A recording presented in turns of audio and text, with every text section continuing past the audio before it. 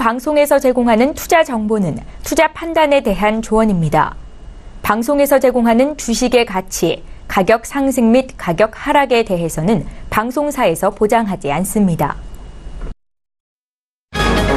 시청자 여러분 안녕하십니까. 오늘 저늘장 1부 출발하도록 하겠습니다. 서정덕입니다. 제 뒤로 또 화면이 대한민국과 북한의 국기들이 올라와 있는 상황입니다. 태극기 인공기가 지금 개항이 되어 있는데 아시다시피 남북정상회담 오늘 그 마지막 날입니다. 일정이 거의 마무리가 되고 있는 것으로 보입니다. 남북정상 백두산 동행 이후에 환송 행사를 거치게 되고요. 서울로 문재인 대통령이 이동하면서 2박 3일간의 여정은 끝이 나게 됩니다. 이번 일정에서 중요한 것은 비핵화에 근접했다라는 부분인 것 같습니다. 그리고 실질적 종전과 다름없다라고 청와대에서는 분명한 워딩으로 이야기를 했습니다.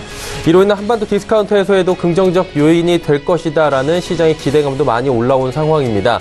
하나하나 좀 살펴보면 글로벌 증시는 지금 요동치지 않았습니다. 미중 무역 분쟁이 일어났고요. 다시금 미국은 중국에게 2천억 달러의 3차 관세를 부과했습니다. 물론 25%는 아니고 현재까지 10%의 관세입니다. 그럼에도 불구하고 시장에서는 내성이 생긴 것 같습니다.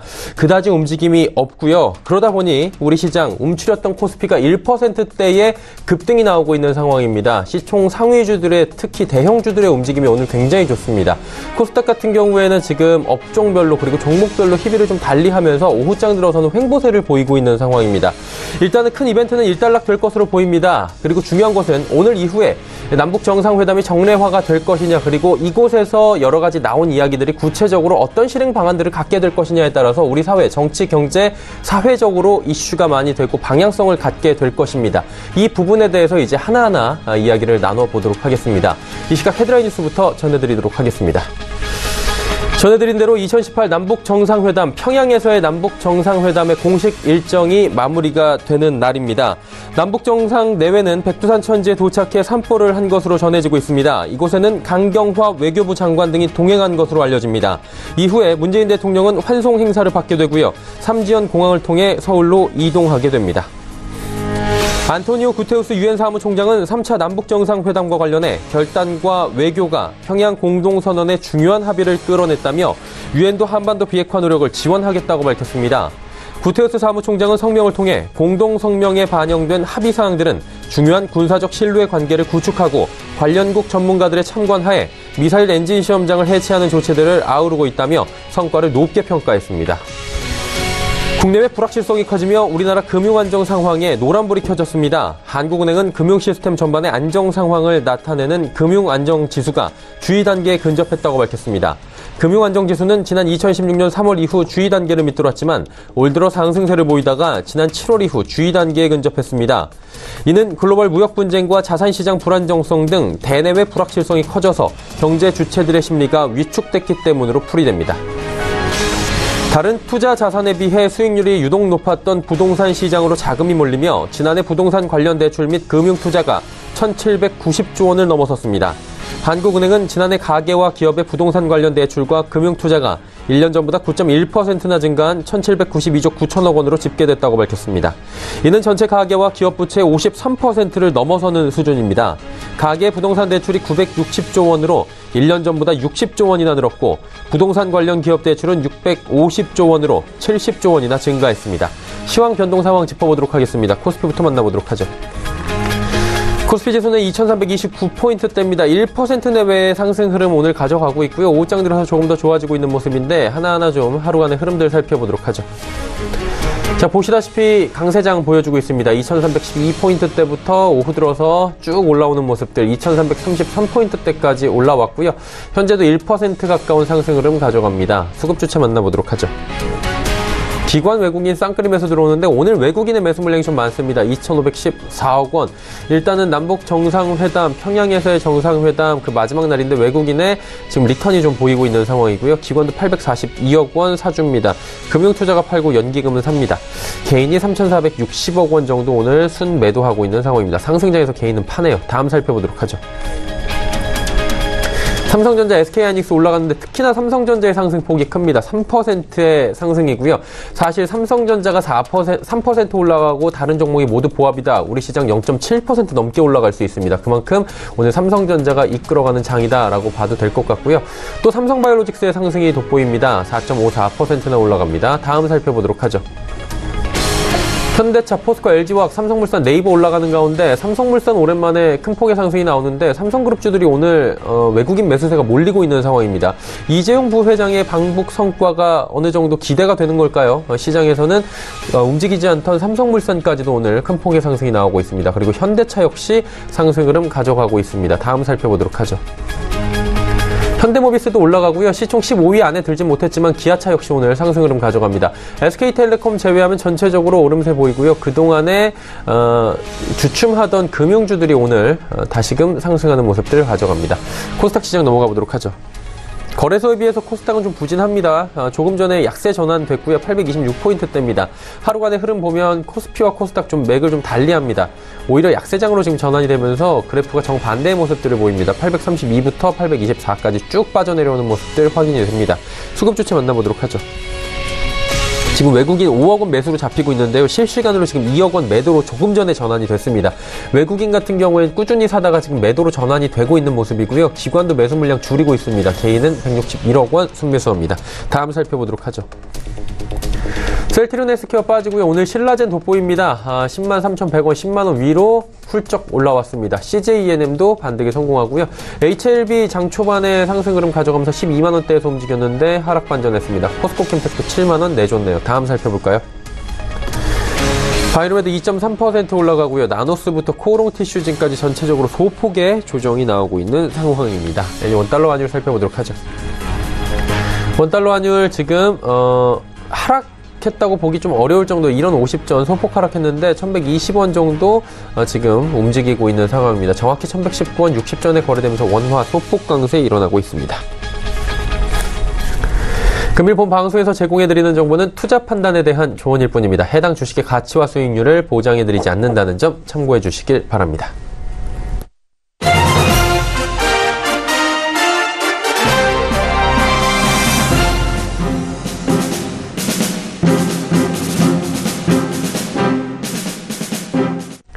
(2박 3일간의) 일정이었습니다. 평양에서 열린 남북정상회담.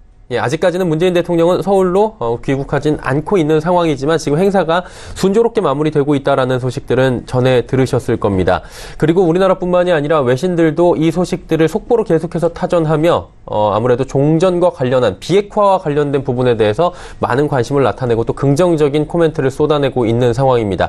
자, 이제 2박 3일간의 남북 정상회담은 모두 종료가 되고 있는 상황입니다. 그렇다면 앞으로 나아가야 할 방향성 그리고 어떤 부분들을 준비하고 어떤 부분들에 대해서 유념을 해야 정치, 사회, 경제적으로 긍정적으로 갈 수 있는지 하나하나 이야기해보는 시간 준비해봤습니다. 글로벌 이코노믹 연구소장이시죠. 경제학 박사입니다. 김대호 박사와 함께하도록 하겠습니다. 안녕하십니까? 요즘 들어서 유독 좀 박사님 바쁘실 것 같아요. 이런저런 이야기 하시느라고. 오늘도 좋은 말씀 좀 부탁드리도록 하겠습니다. 일단은 3차 남북정상회담이 이제 뭐 몇 시간 뒤면 끝이 나고요. 문재인 대통령도 서울공항으로 다시 들어올 텐데 어떻게 보셨는지 총평을 한마디 부탁드리도록 하겠습니다. 지금 우리 사회에서 이 남북정상회담, 평양회담을 보는 시각은 상당히 엇갈리는 것 같습니다. 특히 이 미국 언론들도 이 자기들의 정치적인 입지나 자기가 처한 상황에 따라서 극단에서 극단까지 아주 좋은 평가에서 나쁜 평가까지 이렇게 엇갈리고 있는데 특히 이제 국내에서는 여당을 중심으로 한 진보 측 계층에서는 세계 평화를 향한 중대한 진일보를 했다라고 이렇게 평가를 하는가 하면 또 다른 보수 야당 입장에서는 이 소문난 잔치에 먹을 게 없다. 아무것도 받지도 못하고 우리는 그냥 내줄 것만 내줬다. 이런 식의 평가가 엇갈리거든요. 뭐 그게 여러 가지 이유가 있을 것 같습니다. 근데 제가 보기에는 현재 일단 꺼져가던 이 남북 평화의 무드 또는 북미 협상이 폼페이오가 북한을 가지 않기로 하면서 사실 좀 교착 상태에 들어갔단 말이죠. 어려웠었죠. 근데 그것을 일단 문재인 대통령의 이 남북 정상회담과 이 평양 선언을 통해서 끊어져 가던 이 남북 이 화해, 그것을 다시 이었다. 아니, 보다 더 정확하게는 그것이 끊어지지 않도록 잡았다라는 점에서 상당한 의미가 있는 게 아닌가 싶습니다. 원래 이 협상이라는 것은 이 우여곡절을 겪게 마련인데 그럴 때마다 어려울 때 이 종결자, 해결자처럼 해줄 수 있는 그런 역할이 굉장히 중요합니다. 그런데 그런 것을 벌써 문재인 대통령이 여러 차례 그런 것을 해주고 있는데 이번도 바로 그런 점에서 문재인 대통령의 이번 이 3차 남북 정상회담은 상당히 한반도 평화나 또 우리 정신화 또 우리 경제 전 세계 안보 평화를 위해서도 상당히 의미 있는 행사였다고 하지 않을 수 없겠습니다. 예, 말씀해 주신 대로 한쪽만이 모두가 좋아할 수 있는 것은 분명히 아닌 부분이 있겠지만 대체적으로는 이번에 정말 문재인 대통령의 큰 결단이 있었고 큰 역할을 해서 꺼져가던 불씨를 다시 살렸다라고 총평이 나오고 있는 상황입니다. 그렇다면 이제 교수님께 여쭤보고 싶은 게 눈에 띄는 부분에 대해서도 사실 시각별로 많이 다를 텐데 교수님께서는 이번 3차 남북정상회담에서 좀 어떤 부분을 주로 보셨습니까? 그렇습니다. 저는 사실 이제 1차, 2차, 3차 이걸 쭉 계속 봐왔는데 상대적으로 비교를 해볼 때 과거에 하지 않았던 이런 것들이 더 신선하게 다가왔는데 특히 능라도에서 북한 인민들 15만 명과 직접 문재인 대통령이 약 7분에 걸쳐서 연설을 하지 않았습니까? 어젯밤이었죠. 그 대목은 사실 우리 분단 이후에 처음이라고 할 수 있는 걸 물론 평양 시민들이 실렉트된 선택된 아주 핵심 간부들이기는 하겠지만은 그렇다 하더라도 남한의 지도자의 직접 진정성 어린 그 평화의 호소 이런 거를 듣고는 그 표정을 보면 기계적인 그런 과거의 움직임이 아니라 그런 대로 상당히 나름대로 공감하는 그런 모습을 많이 보였어요. 특히 그 대목에서 우리는 5,000년을 헤어져 같이 살았는데 불과 70년밖에 헤어져 있지 않았습니다. 자, 이제부터 그 70년의 간극을 딛고 다시 평화의 관계를 이어나갑시다 하는 그런 대목에서는 좀 코도 좀 찡긋하기도 하는 그런 대목이었어요. 그리고 또 오늘 지금 자세한 화면이 좀 있으면 더 자세히 들어오겠지만은 백두산을 우리가 두 정상이 같이 올라갔던 거. 저도 백두산에 올라가서 참 이 감개무량한 그런 장면을 여러 번 느꼈었는데요. 거기가 우리 민족의 주종산입니다. 거기가 종산이라고 그래요. 거기서 누가 올라가더라도 거기에 나라의 앞날을 생각할 되는데 모쪼록 김정은 위원장이나 우리 대통령이 거기서 약 한 3시간 이상 같이 행동을 했단 말이죠. 좋은 얘기가 많이 오고 갔으면 오고 갔으리라고 믿고 또 그렇게 기대하고 있습니다. 또 이 순환공항에서 이 순환공항이라는 곳이 거기가 6.25 때 전투도 엄청나게 많았고 우리나라 남북 간의 갈등이 처음이었던 곳인데 거기서 특히 북한 인민군 사열 분열할 때 대통령 각하를 영접하기 위해서 나왔습니다.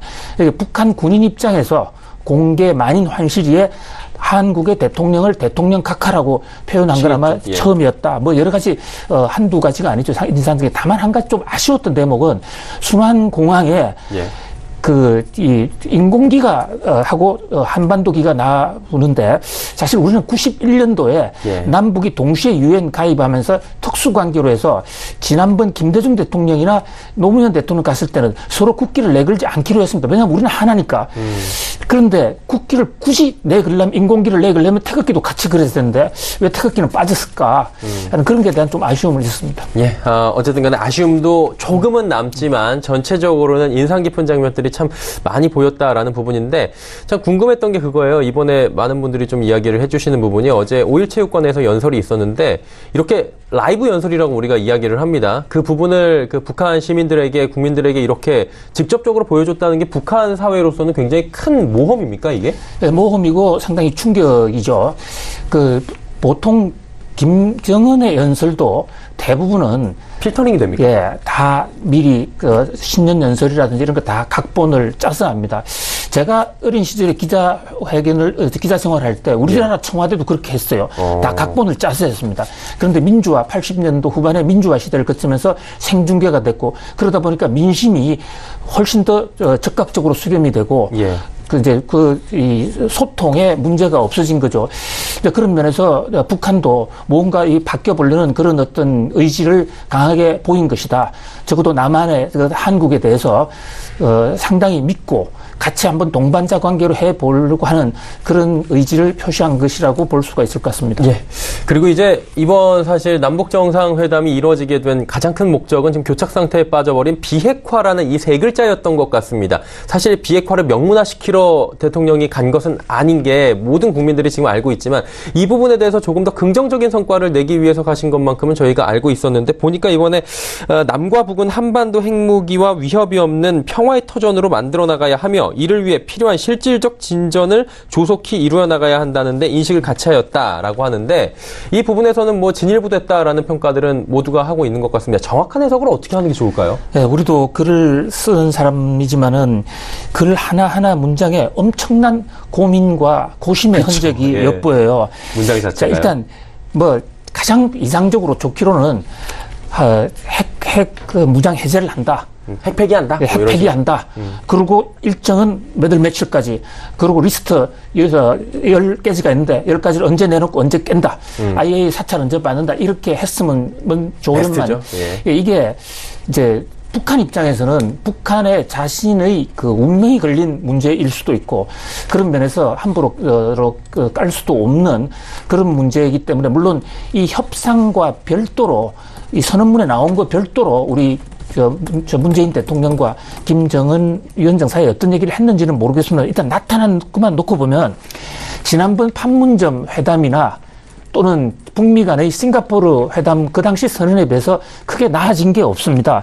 그러니까 핵무기와 핵위협이 없는 세상을 만든다 하는 것은 그때 이미 다 나왔던 얘기고요. 바로 그렇기 때문에 협상이 시작됐기 때문에 진전이 거의 없다고 볼 수 있는데 다만 그 뒤에 이를 위해 필요한 실질적인 진전을 했다까지 한다면 좋겠는데 거기서 진전을 조속히 이루어 나가는데 인식을 같이 했다. 이게 형용사로서 4번을 돌렸거든요. 예.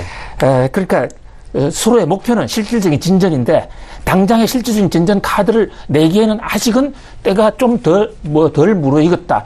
그런 좋은 각도에서 보면 그렇게 해석할 수가 있고요. 나쁜 각도에서 해석을 하면은 똑같다 뭐 이렇게 보시는 분들도 똑같은데 미국과 대한민국을 기만하기 위해서 이런 형용사 4번을 써서 좀 여러 가지 그 말에 이 뭐라 그럴까 이 뉘앙스를 바꿨다. 예, 조화를 피웠다. 이렇게 서로 엇갈린 해석이 가능한 대목이라고 봅니다. 그러다 보니까 지금 사실 정치권에서 여야가 굉장히 첨예하게 대립이 되고 있는 상황이 이 문구들 때문에 그런 것 같은데 보니까 근데 이제 구체적인 얘기들도 나왔습니다. 핵실험장을 영구적으로 폐쇄하기로 했는데 동창리 핵실험장입니다. 이게 굉장히 상징성이 크다라는 부분은 저희가 4.27 때도 알아들었었는데 그러다 보니까 이제 미국 트럼프 대통령도 밤에 트윗을 날리면서 환영의 뜻을 내비치기도 했습니다. 북미 간의 교착 관계가 이로 인해서 조금은 좀 나아지지 않을까라는 기대도 하는데요. 그렇습니다. 이 동창리 여기가 이 ICBM의 엔진을 만드는 데에 특화되어 있는 곳이란 말이죠. 그럼 여기가? 그렇습니다. 거기서 엔진도 만들고 거기서 발사도 하고. 예. 그렇기 때문에 우리나라하고는 사실 관계가 좀 없어요. 미국 입장에서는 북한이 만든 핵을 실어 나르는 운반체, 이른바 대륙간 탄도미사일. 대륙간 탄도미사일을 통해서 날아오는데 동창리를 영구적으로 폐쇄해버리면 미국 입장에서는 일단 본토의 핵위협은 없어지게 됩니다. 그래서 지난번 싱가포르 북미 정상회담 당시에 이 트럼프 대통령과 김정은이 동창리 건을 서로 합의를 한 거예요. 합의를 했는데 이 대목 관련해서 이후에 왜 미국은 종전선언을 하지 않느냐 이렇게 서로 이견이 생기면서 북미 회담이 교착된 거거든요. 그런 상황에서 동창리를 영구적으로 폐기하겠다라고 선언이 나오니까 잠자려고 하던 트럼프도 정신이 번뜩 들어서 exciting이라는 영어를 표현을 썼더라고 자기 표현. 그래서 트럼프 대통령을 놀랍게 한 발언이죠. 더군다나 이 동창리에서 그냥 폐기한다는 게 아니라 전문가들이 보는 가운데서 폐기하겠다. 확실하게 보여주겠다고 이번에 얘기했잖아요. 그렇게 돼 있어요. 그러니까 이 대목은 또 트럼프 대통령은 핵 사찰까지 받아들이는 것이 아닌가 해서 tremendous progress, 아주 엄청난 진보가 있었다. 이렇게 주장을 했습니다만은 그러나 이제 이 미국의 또 트럼프 대통령을 비판하는 시각들, 민주당 시각이라든지 한국의 보수 시각들 입장에서는 전문가하고 핵사찰은 다르다. 길거리 지나가는 전문가가 본다 해서 IAEA 핵사찰하는 건 다르기 때문에 이것은 또 하나의 쇼맨십이다. 그 다음에 이것은 어차피 동창리는 한다고 한 것을 했는데 뭐가 진전이 있느냐. 뭐 그런 거에 대해서 또 지금 시각은 좀 엇갈리고 있어요. 그러니까 한마디로 명확하게 몇 월 며칠 날 동창리 핵실험장을 IAEA의 사찰을 받아서 끝낸다라는 문구를 바라는 쪽과 예. 그렇지 않은 쪽이 지금 또 첨예하게 대립이 되고 있다라고 또 사실 뭐 100% 만족은 이번에도 없는 것 같다라는 부분에 대해서 모두가 동의를 하시고 끄덕끄덕 하실 텐데 제일 중요한 건 그겁니다. 이 남북 정상회담 한 이유가 북미 정상회담 혹은 지금 뭐 폼페이오 장관이 방북을 못하게 되고 여러 가지 안 한다 그러고 이 부분을 조금 풀어보기 위해서 그런 건데 북미 정상회담이나 아니면 폼페이오 방북이라도 좀 언제쯤 좀 재개가 될 것으로 예측이 됩니까? 네, 어젯밤 오늘 아침 사이에 워싱턴에서 예. 여러 가지 시그널들이 많이 왔죠. 우선 트럼프 대통령도 기자들과의 만남에서 김정은을 만나겠느냐, 뭐 만날 수 있다. 이렇게 거의 한 70-80% 가능성을 열어놨고요. 예. 폼페이오 국무장관은 당장 오스트리아 빈에서 우리 실무자간에 회담을 하자. 그렇게 얘기가 나왔어요. 이거 왜냐하면 동창리 문제가 버틀렉이 되는데 동창리 문제가 해결된 상황에서 미국이 회담 진척을 안 할 리가 없는 거예요. 그렇죠. 그런 면에서 회담은 빠른 속도로 급물살을 탈 수 있을 것이라고 봐요. 특히 지금 트럼프 대통령이 여러 가지 국내 탄핵 상황이라든지 또 여자 문제에서 상당히 어렵지 않습니까? 스캔들이 워낙 많아요, 지금. 이번 중간 선거에서 만약에 여소야대 전국으로 뒤집힌다 그러면 탄핵은 저는 간다고 봅니다. 특히 하원에서 뒤집히면 하원은 지금 탄핵의 요건이 의원 과반수거든요. 예. 과반수가 지금 민주당 쪽으로 넘어갈 가능성이 있어요. 그렇다면 지금 바로 대통령직에서 물러나야 될지도 모르는데 이 중간 선거에 지금 올인하고 있는 모습입니다. 지금 트럼프 대통령의 중간 선거에서 가장 큰 카드가 중국하고의 무역 협상, 중국하고 싸우면 미국의 중산층 백인 이 중간자들이 예. 좀 좋아하는 경향이 많이 있어요. 그 다음에 이 북한 문제 핵 공포가 없어졌다. 그게 자세한 사항을 모르는 미국 사람들로서는 굉장히 좋아한단 말이죠.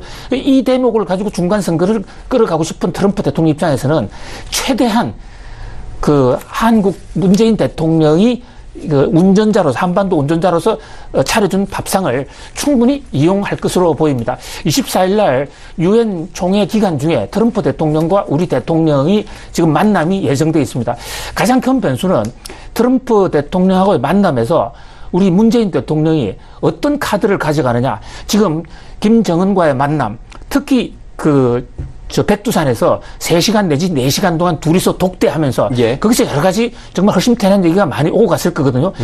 거기서 김정은의 복심, 이런 것을 어떻게 잘 전달하느냐에 따라서 북미 간의 관계가 급속하게 급물살을 탈 수도 있고 또 경우에 따라서는 삐걱하고 깨질 수도 있을 겁니다. 그러나 깨진다 하더라도 적어도 11월 둘째 주 화요일 미국의 중간 선거까지는 트럼프 대통령이 이 판을 깨지는 않을 것으로 보입니다.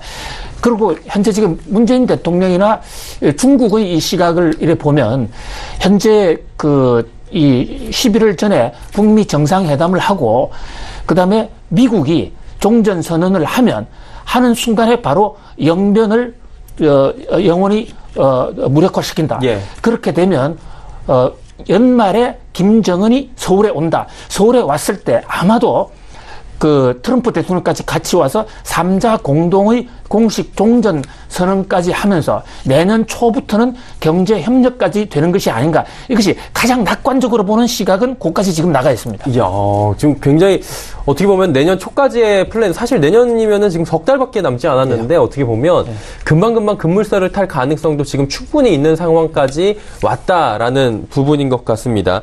그러다 보니까 조금 전에 경제적인 얘기를 해주셨는데 이번 남북 정상회담에서 가장 눈에 띄는 건 재계 총수들뿐만이 아니라 경제인들이 굉장히 많이 방북을 했다라는 부분입니다. 그러다 보니 실질적으로는 남북경협이 앞으로 좀 급물살을 타지 않을까 이 부분인데 이번에 선언문에도 이야기가 좀 나온 것 같아요. 개성공단을 지금 다시금 지금 이야기 운용을 한다라는 부분 그리고 철도와 관련된 구체적인 얘기가 나왔는데 어떻게 좀 보는 게 맞아요? 주식은 시장은 별로 안 움직여요. 근데 그쪽은 지금 현재 지금 평양 공동선언문을 보면 예. 남북 철도를 동쪽과 서쪽에서 연결한다가 아니고 연결하는 착공식을 갖는다 이렇게 돼 있어요. 착공식하고 그 다음 날부터 공사 안 해도 되는 겁니다. 왜 그러냐면 착공한 그 다음에 조금이라도 공사를 진도를 나가려면 이게 바로 유엔의 경제 제재하고 연결이 되어 있는 겁니다. 달러가 1불이라도 소요가 되거나 우리가 그 자재를 옮기게 되면 유엔의 경제 제재를 위반하는 게 된단 말이죠.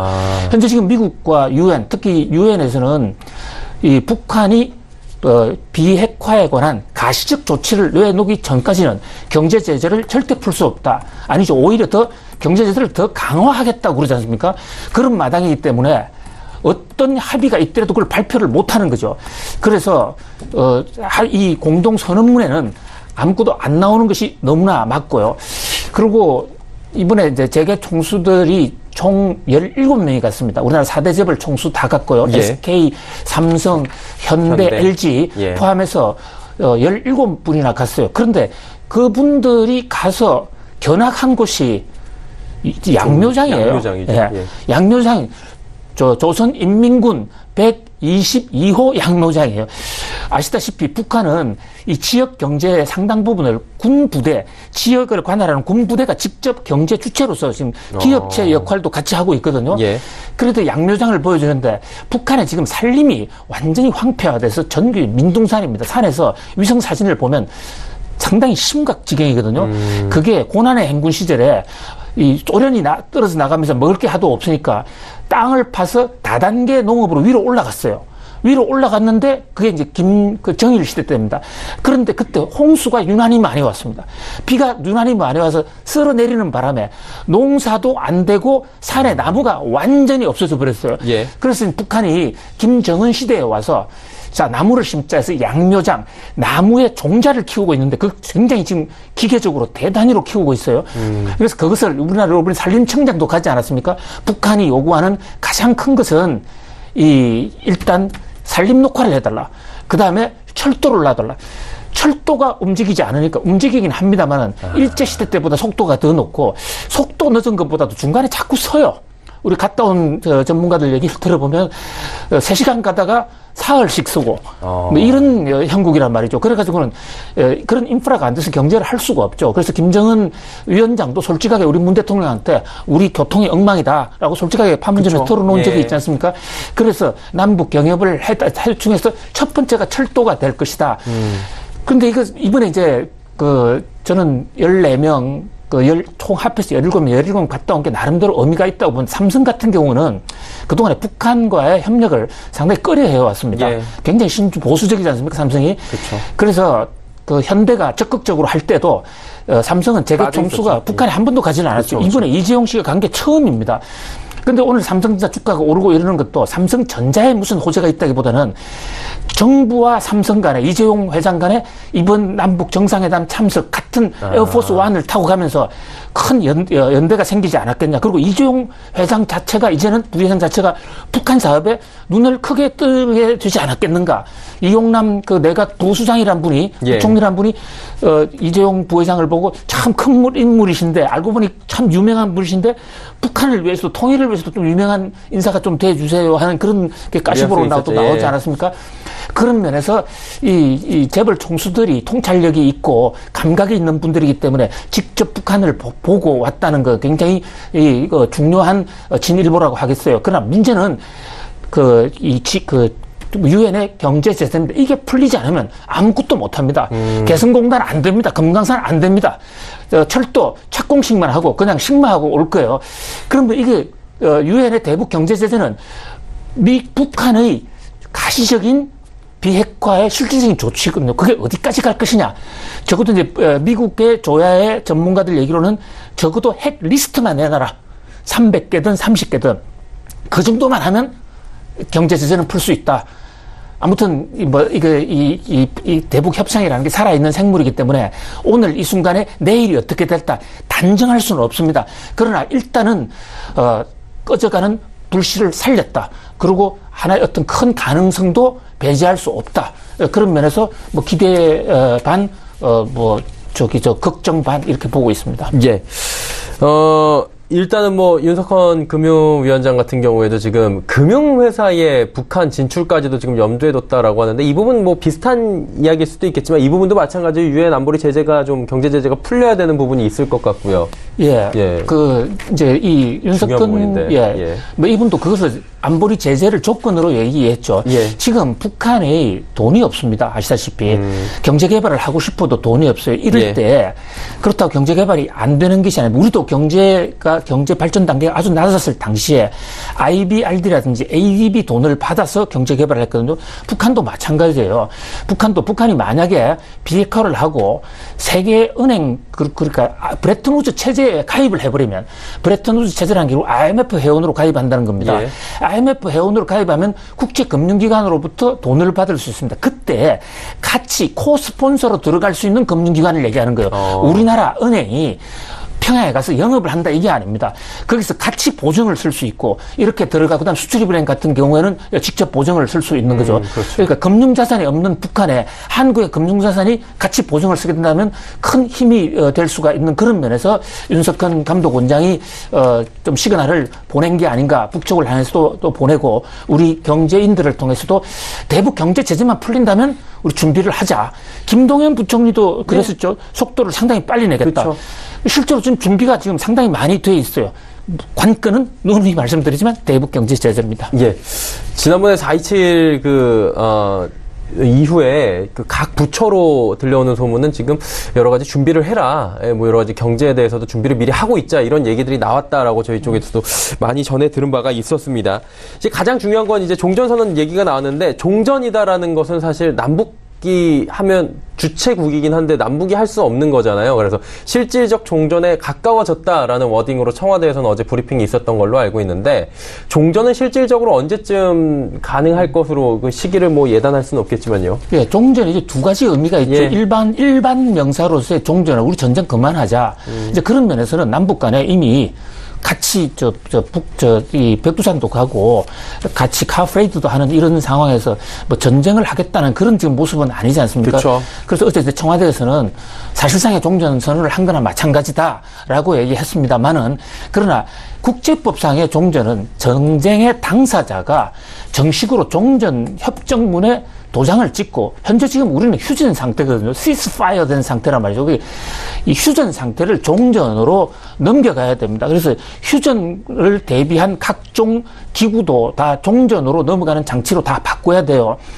근데 이게 이제 미국으로서는 상당히 부담이 있는 것이 원래 트럼프 대통령 싱가포르에서 이 종전을 해주겠다고 약속을 했습니다. 그게 지금 증명서까지 있어요. 근데 미국의 여론이 야, 너무 성급하게 해준 거 아니냐.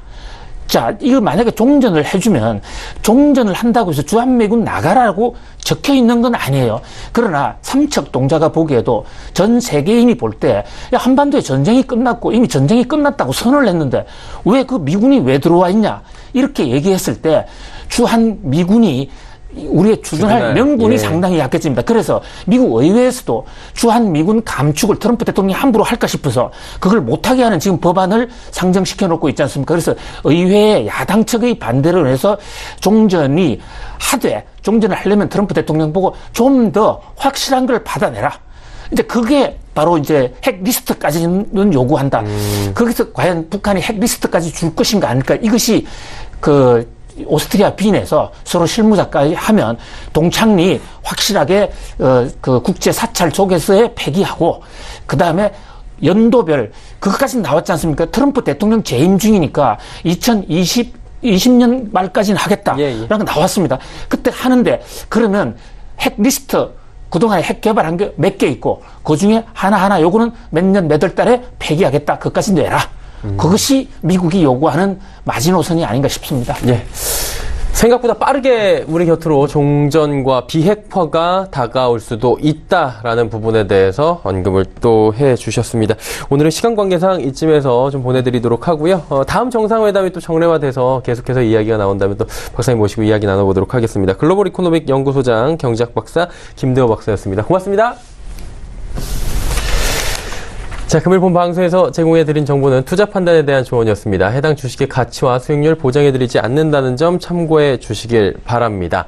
자, 오늘장 내일장 1부 함께 하셨고요. 잠시 뒤 2부 예고해드립니다. 2부에선 두 분의 전문가와 함께 이제 시장 상황 좀 짚어보도록 하겠습니다. 여러분의 종목 상담까지 이어가니까요. 2부도 함께 해주시길 바랍니다. 고맙습니다.